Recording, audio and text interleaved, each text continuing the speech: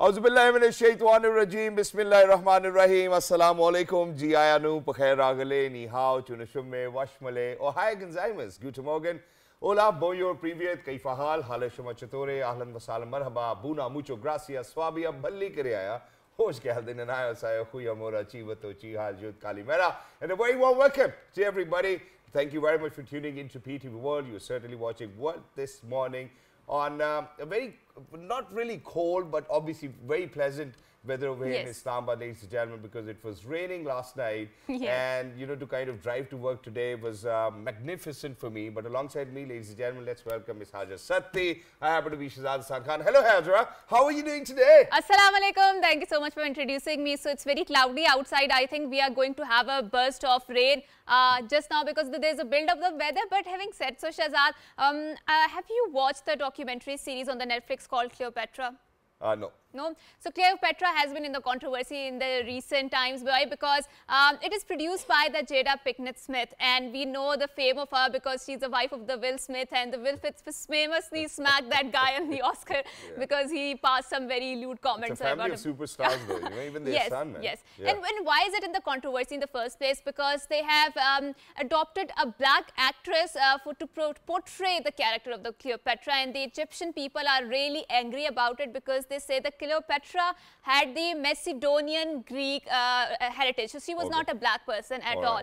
And they say that because the Hollywood wants to mainstream the inclusivity and the diversity and the more representation of the black people, that is why Hollywood is protecting or portraying Cleopatra as the black. Otherwise, she's not a black person at all. And Egyptian people are saying that that's a falsification of the history. Why? Because the Egyptians do not count themselves as that of the West African people, like that of Somali people, or people from the Mali or from the other origins. And I was watching an interview of the Egyptian person, and he was very angry over that. And he said that we have a different colored palette of the people in the Egypt, and that's a very reductive binary when you reduce all of the Arab people as one black race, right? So do you agree to that, gentlemen? Because for me, I think that, you know, everybody can conceive and perceive ideas the way they want to think, you know, because we're talking about art over here, and to kind of speak about Cleopatra as well.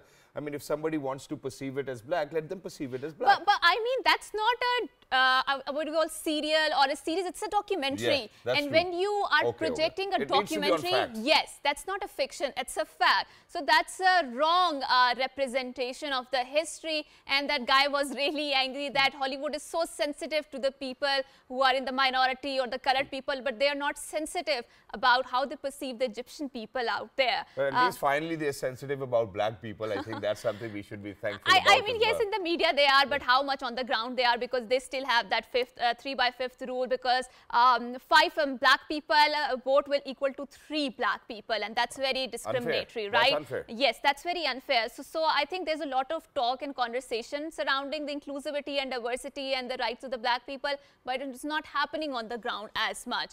We need to translate those words into the action, and that is still missing in the first place. Hence, I'm right, ladies and gentlemen, when I say my very well-learned colleague, Ms. Hajar Satti. But now, Hajar, I have a very different sort of a question, you know, and that's something which we will be talking about today. So for everybody who's out there, if you're holding a cup of tea, in fact, you're going to hold it with a big smile as well. And that is that, do you remember that, you know, we used to have, I mean, I thought of it as a baby mark, but my mother later on told me that it was the vaccinations or the immunization I got when I was a child. Did you have the same mark as well? Yes, I still have that. Really? Yeah. But I think I don't have it now. Really? I don't know why. Because but, I think it is somewhere lost in your muscles. Probably. No? Probably. I think that can be a valid reason. But imagine that, you know, that for the well-being of our generations, it is really important for us to be immunized. And do you remember having those polio drops, because they taste very sour, and I think a couple of times I have threw that into the shank without my mother's knowledge, and when she came to know about it, so she was really angry about it. I think, you know, so imagine that, you know, I've been, you know, taking those polio drops even now. So imagine, you know, if I'm taking my baby girls out there, you so to gain their trust that it's okay, and it's going to be really yummy, Shabano and Merbano, so I'll be like, okay, give me a drop as well, and then I'll be like, wonderful. Such so a lovely inside I'm not feeling really awesome about it. So I'm like, Beta, this is so tasty, and this auntie is going to give us candy and whatnot. But ladies and gentlemen, today I think that we really need to talk about this immunization week, which actually kicked off on the 24th, and we will be observing it till the 30th as well, to kind of share awareness, to kind of make sure that everybody has this trust onto these vaccines which are available, for all of those diseases which can be prevented. Imagine polio having to be on top. Unfortunately, polio still exists in Pakistan. That's something that we've been fighting on. I mean, every now and then we'll see that, okay, there's one new case, two new cases as well, and it's only Pakistan and Afghanistan who unfortunately still have polio, which exists within the society or the community as well. Now, imagine that there are 12 different vaccines which you really need to get to make sure that you prevent all of those different diseases out there. But how do we gain that trust that, okay, that vaccine which we are going to get or probably will be injected into us is a safe vaccine? That's something which a lot of people have had trouble with, and that's something and which it's we not will just in Pakistan, it's around the world. So you would see that how much there was a hesitancy toward getting vaccinated. Even Novak Djokovic didn't even get his COVID vaccine. He was like, okay, if you want me to play, I'll play, but I'm not going to get the vaccine. And sometimes, especially in the Western countries, there was this Christian belief about, not getting vaccinated because that hindered with their religious beliefs. But obviously, government had a tough time. I mean, conquering those people or conquering those views or defeating those views which propagated that you should not get vaccinated, because these are for our own benefit, right? And Quran and the sciences, they always go hand in hand. Exactly. Because they stem from the creator, from Allah subhanahu wa ta'ala. Exactly, which is why only one question before we introduce a worthy guest to kind of speak about the immunization week, and that is, आपको टीके से डर लगता है? Yes, of course. I think there is always a psychological fear whenever there is a huge needle which it comes in. But once it's done, I think that the fear is greater and the pain is not that much greater. Exactly, right? and that's beautiful, because, every now and then I'm going for blood testing and whatnot. So, I always pretend to be really brave. I'm like, okay, I'm going to look at the needle. Do you close your eyes whenever the needle is coming? Yeah. So I'm looking at the needle. I'm like, okay, I'm going to be brave, Shazad, come on, hold your nerves. And as soon as the needle starts to poke in, I'm like, all right, I really need to look somewhere else. But ladies and gentlemen, having said so, it's obviously about the future generations. We really need to make sure that our future generations are healthier. A lot of countries actually have this problem at their priority list right on the top because of the fact that they, the elderly population is more over there, and then the future generations, obviously they've been family planning and whatnot. But we really need to protect, we're a country where 60% or more of the population is actually youngsters, youth, and we're obviously looking forward to a lot more within the population in the coming years as well. I think, I believe that, we're somewhat around 24 to 25 crores as of now. And, to kind of talk about immunization, why is it important? How do we gain the trust? Whether more vaccinations needs to be introduced, for all of those preventable diseases. We're lucky that we've been joined by somebody who happens to be the SOGP coordinator, Dr. Saima Zubair. Hello, assalamu alaikum. Good morning. How are you feeling today? Walaikum assalam. Thank you very much. I'm feeling very good because the weather is awesome in Islamabad right now. Yes. And your energy is very catchy. Oh, thank you so much. I've been dying to listen to this compliment for a longer period of time because I was off, I was roaming around, and nobody said so. So, so let's get started. Tell us about the significance of this immunization week. Why is it important? And why do you think that we should be here on television speaking about it?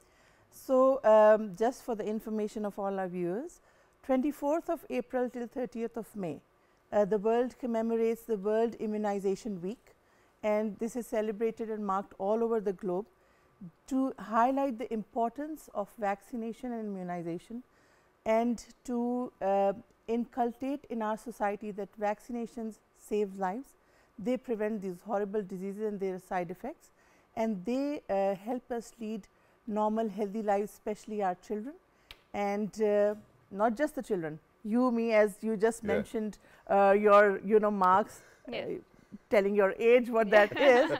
But, since long this has been going on. Right. So, these vaccines have enabled us to live healthy lives, happy lives, productive lives. And that's great. And just one simple thing. But imagine that, we're a society where we are not research-based, unfortunately. We certainly do not know. I mean, a lot of people certainly do not know about Google Scholar. So the first thing we need to look up for is we just go to Google, type it in. Now we have, softwares like ChatGPT and whatnot. So imagine that people who are not based on research, or the society or the community which is not based on research, which is why we still have polio cases over here, where people still think that, God forbid, they're going to be infertile if they're going to take that polio vaccine. How do you think we can make them understand that bhai ye tika zaruri hai? That's the sad part of this story. You know, you mentioned polio earlier and just now also. So it is a cause, it's a fight that each and every one of the Pakistani nation, the citizen, has to take it up. The fears and the myths, they can only go away when we share the knowledge and information to our public in their local understandable languages, and we have to go down to their level of understanding. And nothing can be a hindrance if you know talk, communicate, answer their questions. And we cannot just sit as doctors and talk in medical terms. We have to go down to their levels. We have to address the myths and the fears they have. But the biggest thing is, like I tell my patients that, look, I got myself vaccinated, my family is vaccinated, my kids are vaccinated.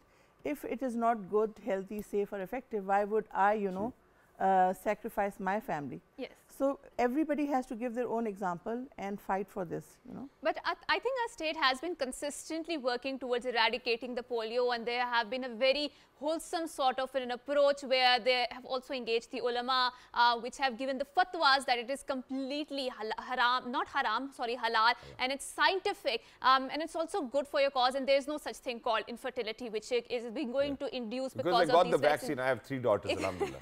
Yeah. Exactly. And obviously there's a different sort of an issue of the polio eradication, because there's a lot of cross-pollination of the movement, cross-border movement from Afghanistan, and those people go undetected, and obviously polio virus surfaces again. But alhamdulillah, our government, our state is working very diligently, and obviously there's Bill and Melinda Gates Foundation, which is also working in Pakistan to eradicate the polio. Now coming to the immunization part of that, and expanded immunization campaigns, or EPI, and what is the relationship between the universal health coverage? How do you define? Is it a symbiotic relationship, mutually reinforcing? What sort of relationship? You know, the symbiosis is that we all aim for universal coverage. Yes. We want 100% of the child, 100% of all these children to be vaccinated. Yes. This is our target, this is our aim. True. Why? The world has recently faced an unprecedented pandemic.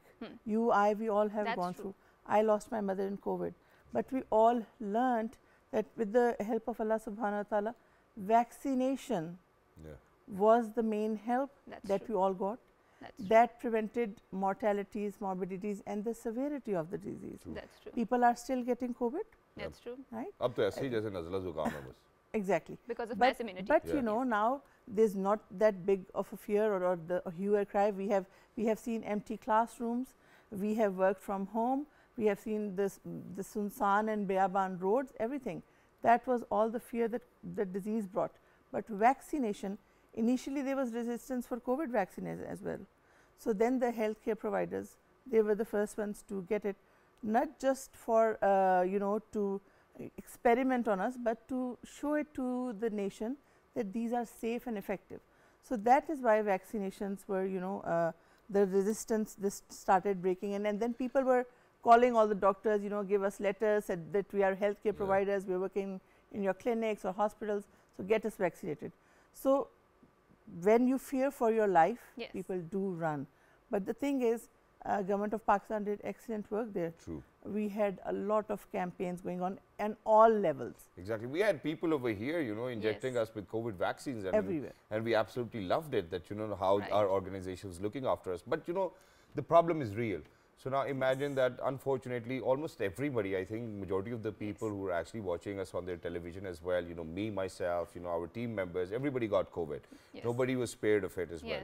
Even then, you know, my father got very serious. Even then, after that, my father got his 2 doses of the vaccine. Each and every one of us within the family got the vaccine.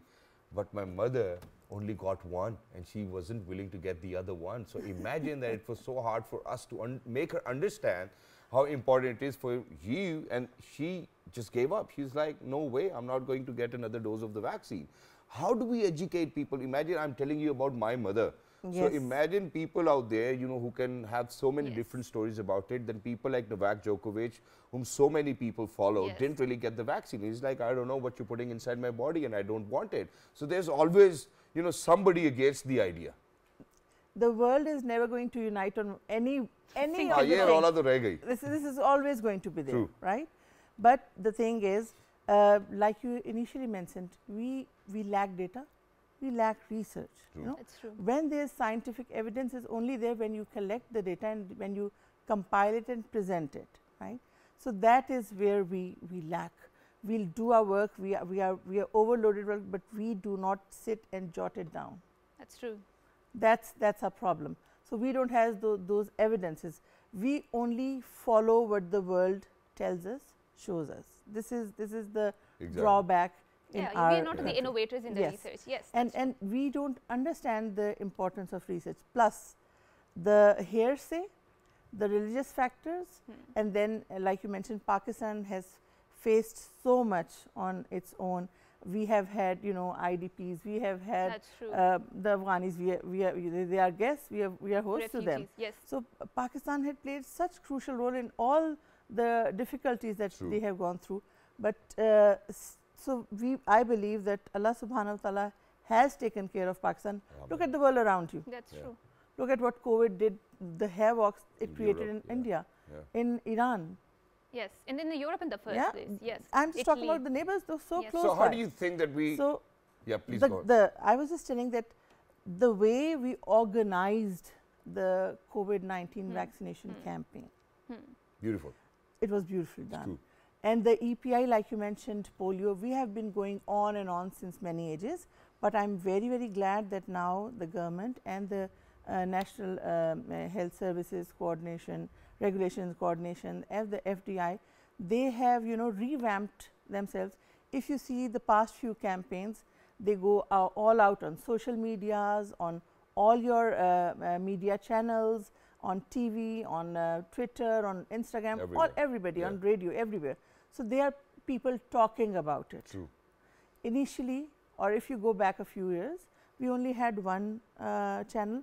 Now there's so much talk about everything going on, and the important thing is that now the technical advisors, the medical doctors, and the government and the Directorate of Immunization, they're all together. Exactly. Working together. So now, what we really need to do is let's make our audiences more aware, because that's exactly what happened when, people went to vote and, they were putting up pictures of their thumb inked, and, people were getting their COVID vaccinations, they were posting pictures as well, and it really did work out. A lot of people did take influence. Now let's talk about all of those 12 vaccines which are very important for us. Which diseases do you think that these vaccines will protect our children from? To what ages? We really need to get them vaccinated or immunized. And are these vaccines free? Because I didn't get them for free. Probably I didn't knew about it. I'll talk about all of these things, because this is what World Immunization Week is all about. True. It is about me, it is about you, it is about all those watching us right now, sitting at home, that we have to get up, take our children out and get them vaccinated. True. We just talked about COVID-19, and the world, we have rolled back on our immunization number. Not just Pakistan, all over the world.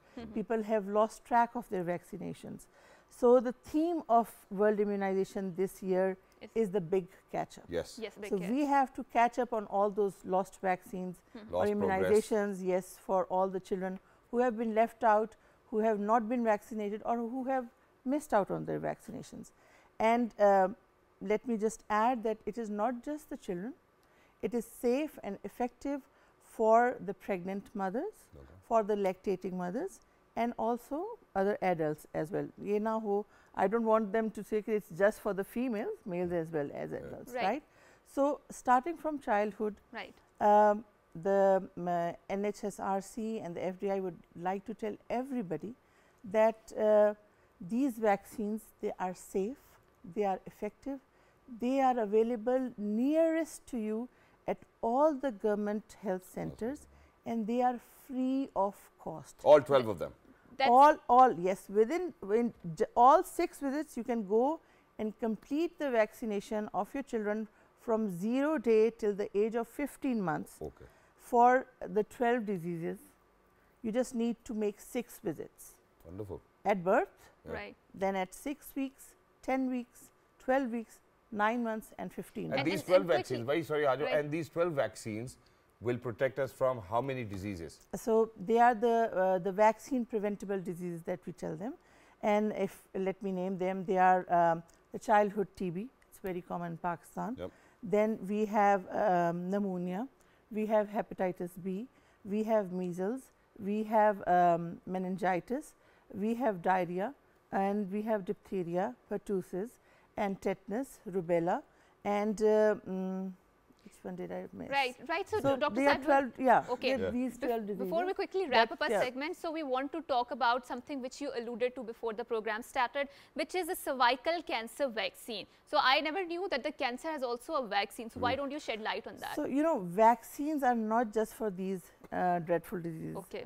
They can prevent cancer as well. Right. And this opportunity and this World Immunization Week is very important for us to give this message out to the masses that cervical cancer, this is the 4th commonest cancer amongst women in the world, and we lose lives. And this is not available in Pakistan. So, we are working towards that to make it available for our nation, and this can totally prevent, easily prevent this cervical cancer. Wow. And it is not a difficult thing. The World Global Health Authority has worked on it. They have rolled out a formula of 2030. We have to, vaccinate 90% of the girls from ages 9 till 15, and then we have to, screen 70% of the women and treat 90% of those diagnosed with cervical conditions. Wow. So, this is an aim that we have to achieve till 2030.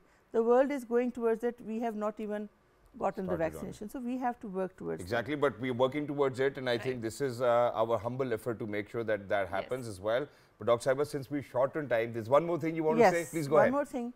The World Immunization Week encourages everybody to advocate for vaccination. Exactly. So, I would like to request you, the cameraman over here, the audience, to advocate for vaccination. You, me, everybody, we have to take our children, take your nieces, take your nephews, gali mohalla ka aur bacha, guide everybody, go to their nearest health centers by the government. They are providing free vaccination, and be I would a like change to agent for them. Yes, because one more thing, the appreciation for the the federal minister. They have rolled out an excellent program, Mr. Abdul Qadir Patel, and the health secretary, and Mr. Ahmed Qazi, Dr. Ahmed Qazi of the DG of the FDI. Especially they have encouraged and appreciated the health workers. Mashallah. Our vaccinators are, you must have seen those videos crossing rivers, ropes and snow. So, we have to appreciate them as well. And we've certainly been sharing their pictures as well, and they are the true warriors as well. But there's only one problem, Haja, with me, and I'm certainly looking for a vaccine, and that is I keep on falling in love. I'm not sure whether there's a vaccine for that or not, but I think my wife has got the vaccine for that too. But ladies and gentlemen, at this point of time, thank you very much, Dr. Saiba, for being with us. So Lovely to be in conversation with you. And for everybody who's out there, ladies and gentlemen, this is not it for the immunization week, because the big catch up, right after the break, we will certainly be joined by people from a private hospital. Let's see, what do they have to say, whether the vaccine should be free or not. Good morning.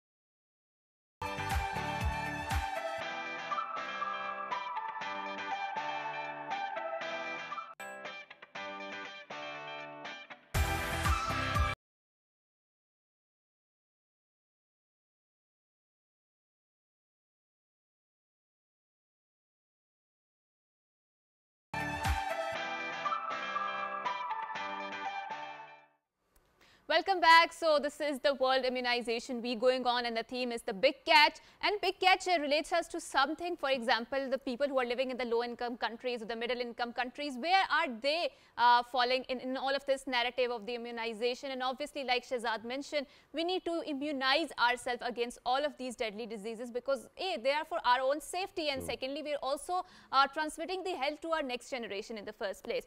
So, without any further ado, we would like to introduce our guest and carry forward a conversation on the immunization. We are very glad that we have been joined by Dr. Waqar Hafiz, who happens to be consultant neurologist. Assalamu alaikum, and thank you so much for coming to us. That too from Maroof International Hospital. Wonderful to have you over here. And alongside him, ladies and gentlemen, we have spoken about it that our society is not based on research. Yes, we certainly do not want to look up for options. We do not want to have solutions for ourselves as well. And this segment primarily will talk about research and that too on vaccines as well. So we're very lucky that we have been joined by the Associate Director Research and Vaccination, Dr. Sabura Waris. Hello, assalamu alaikum. Good morning. Thank you so much for joining us once again from the International Maroof Hospital, Maroof International Hospital. That's how she would want me to put it. All right. Thank you so much for joining us. Wonderful to have you over here. But sir, let's get started. Obviously, first of all, I would want you, to share your thoughts on Immunization Week and how important it is for the people, and then later on we will speak about the vaccination and the research behind it. Okay. So, like in your previous segment, Dr. Saiba was talking about how immunizations are important and how they have been there for a long time, but there's always a research behind it, and these things are always proven with the help of research, and that's how they come into market. And once they come into market, that's when you can introduce them to public and then vaccinate the masses, and that's how it prevents diseases from the masses. That's true. Okay, so Dr. Sabura, moving to you. So we have seen that Pakistan state is trying to, immunize all of its people, but we do feel some of the challenges. And I think I would like to appreciate our state, Shahzad, for making the universal healthcare coverage, which is very much important considering the fact that we do not belong to a higher income countries, right? And despite the fact the state is still working towards that. So when we talk about the immunization in the Pakistani context, what is the scenario out there and what needs to be done in order to catch up with the theme, which is the big catch, right? Okay, thank you. Challenges Pakistan is facing is regarding getting the vaccine. Yes. There are a lot of misconceptions regarding that, and people are not ready to get vaccinated, and there is a big gap in the clinical research. So vaccines, before getting approved for the human use, they goes into the clinical trials and clinical research. Okay. And basically clinical research is about the you are checking the efficacy and safety of the new drugs and new treatments and new vaccines, and that obviously can be done through research, right? So let's talk about the research initiative, because I love it, and it's because that I have to travel for my medical treatments just because of the fact that we didn't have a research hospital over here. The kind of illness I was going through, or God forbid was suffering from. Allah ka shukar, alhamdulillah, for giving us this health as well. So why do you think this initiative was taken in the first place? Do you think that it has gained momentum? What sort of research is being done? So it's basically COVID. We got the COVID. Yes. Because you've been instrumental in COVID as well. Yeah. So the world has got the pandemic, that is COVID, and we were lucky that the concept of clinical trial was introduced in Pakistan, and there were lots of trial going on for COVID-19 vaccine. The importance of this is because all the drugs we are taking, all the medicines, all the vaccines we are taking, they are not tested on Pakistani population. We are getting the drugs and vaccines that are being tested in other ethnicity groups. So is it important to have a particular ethnicity tested against the vaccine, or that vaccine is a universal? So imagine it's the people in the third world country, Hajra, that that the for example, the developed country will create a vaccine, try it on their monkeys and whatsoever, their subject is, they send it to the third world countries, and if they see that the results are better, only then their people are going to use it, and that's something which we all have gone through, right, unfortunately. I worked in the clinical trial, and one of the company was claiming that our vaccine efficacy is about 90%. Right. And when we tested in our population, it came out to be 60%. Right. So if we are taking the vaccines that are being tested on other population and they are not providing the safety and efficacy in our population, so there is a need to be tested on different ethnicities, and especially in Pakistan and developing countries. And there's obviously a problem with the data as well, because we certainly do not gather data. But so you wanted to add over here. Right. So adding on to this, basically, if a trial is done on a certain population, you can only apply the results on that population. Okay. And so if you make the clinical trial international on various ethnicities, you can make the results more generalizable and apply to the whole world, for example. So taking the example of COVID, when the COVID started, every other drug company started COVID trials in different populations in different countries, and that's how we have a vaccine that works on everybody. You know? Right. So if it were being done only in, for example, in US, the results would be only applied to US population, right? So.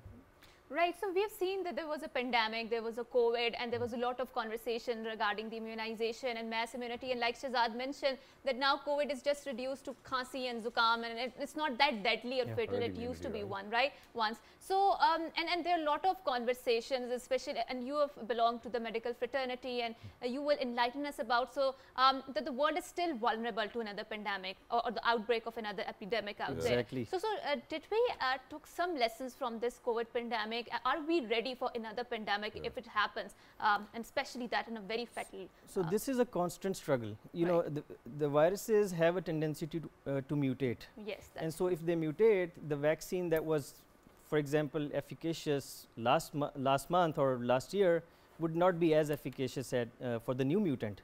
Same thing if you take an example of HIV. Why is HIV still not curable? Because the virus keeps mutating at molecular level. So that's why we don't have vaccine for it now. Speaking about clinical trials, we have a clinical trial unit at our hospital, and then we are conducting new research on new mutants of virus that can be efficacious for the upcoming or the new circulating viruses that are. So let's address this issue as well. Dr. Sahiba, I'll move on to you. For example, there's been a lot of conversation around monkeypox now. Yes. And then they're saying that there's a new variant of COVID, and the name is probably urticaria. And there, you know, so we have been hearing this news ever since COVID pandemic broke out. Do you think that this, you know, these units you have spoken about are actually focused, or their energies are focused on it, and then there will be a day when Maroof International Hospital will be announcing, hey, you know what, we have the vaccine for monkeypox, we have the vaccine for the other, God forbid, variant of the COVID as well. Do you think that that's the line of action and you how guys are working in? alarmed should we be with the arrival of this monkeypox? Because we've seen that there's a lot of cleaning up going on the airports, and people are all dressed up like they used to in the COVID pandemic. So is it a deadly disease, or what do you call the pandemic? Okay, so we just emerged from one pandemic, and we may enter into another. God forbid.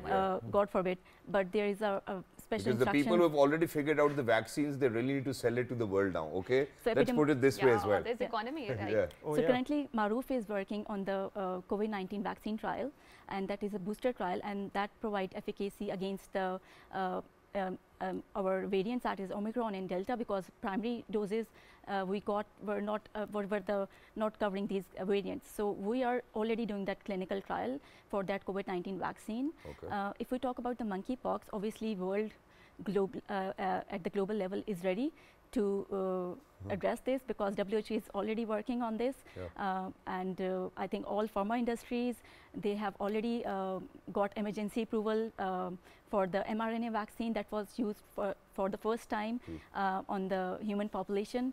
Previously, mRNA vaccines were being used for the cancer treatment. There were already a lot of research behind that, but they were not approved. For in the COVID-19 pandemic, for emergency use, mRNA vaccines were introduced for the first time. Like, you know, they are produced on different technologies. So Pfizer and other vaccines that are mRNA. There was Sinovac as well, you know, I heard about Sinovac as well. Well, we'll come down to this. There's another thing which I would want to ask you, sir. I'll move on to you, and that is that, so imagine somebody told me, hey, you know what, get yourself a flu shot and you won't get flu. Imagine. So I got a flu shot. After another week, I got flu. How effective or impactful are these vaccines for people from different walks of life? Because you just mentioned, and that's really a correct statement by you, that, you know, that those subjects which we have tested and tried our vaccines on will certainly produce the same results on that particular subject or those subjects as well. We go to a very different geographical location, it might reap very different results.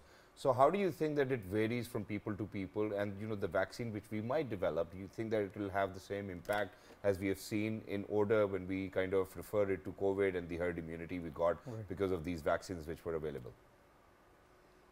So it's an important question that you've put, because people think that if you've gotten a vaccine, you will be, you know, free from the virus, but it's not like that. It is actually, it reduces the intensity and the severity of the disease. And so when the disease is less severe, you are transmitting the disease less often. Okay.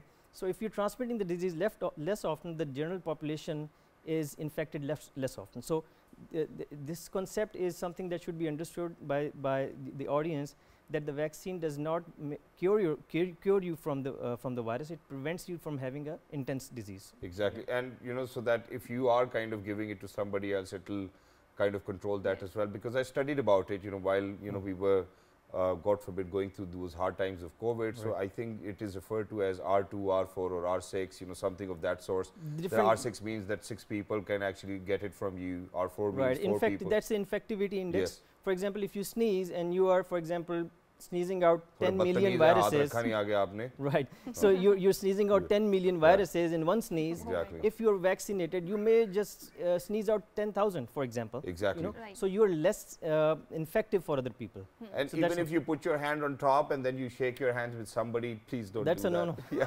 that's a sin, that's a crime. But Dr. Saiba, coming back to you now, what other vaccines do you think in near future we might see? Because there was this research article which I read, and it said that in another 20 years our livelihood might increase to more than 100 years as well. And in developed countries we do see that. So one of my wife's Mumani, who actually happens to be in the States, and she's a Gori too, her mother lived for 114 years, and that too with one lung. And she was driving, she was fit, there was no problem at all. So do you think that we're working on that? We're channelizing our energies on having a better livelihood and a longer lifespan? Thank you for such a good question. Scientists are working on more vaccines. Scientists nahi, hum kaam kar rahe hain, mujhe पूछना सिर्फ ये है. Are Pakistanis working towards that? Why do we have to look at other people and other countries? Now we have a research facility. This is exactly what we're here for. Yeah, that's to tell you guys that this is something that wasn't there in Pakistan. True. For example, if you look at the history, the data till 2021, there were only 133 clinical trials in Pakistan. True. And this data is from, I think, you have a trials unit, right? Right. This data was from 1970s or something. 133 trials in like 50 years, that's nothing. And the jump came in COVID pandemic initially. The trials went up like skyrocketed in Pakistan. That was the impetus behind developing clinical trial units all over Pakistan, and Maroof happens to be one of the new ones. So I'll let you complete your answer as well. Right. So clinical trial global industry is contributing over $50 billion. Yep. The expenditure size of the global industry in the clinical trial is $50 billion. Yep. And the contribution of Pakistan in the clinical trial industry is 0.1%, which is $100 to $200 million. And our neighbors are contributing about $2.5 billion. Wow.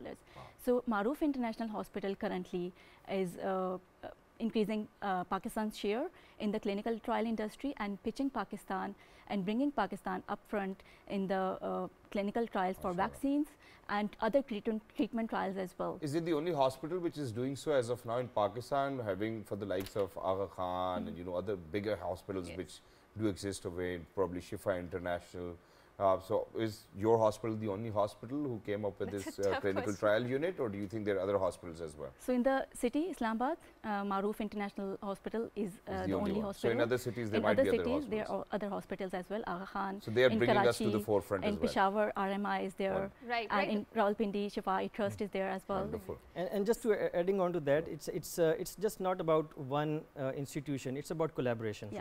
We're also working on national collaboration to achieve a common goal. True. And that is to educate the general population and vaccinate. And I would want Dr. Saab, then there's this general debate about it, right?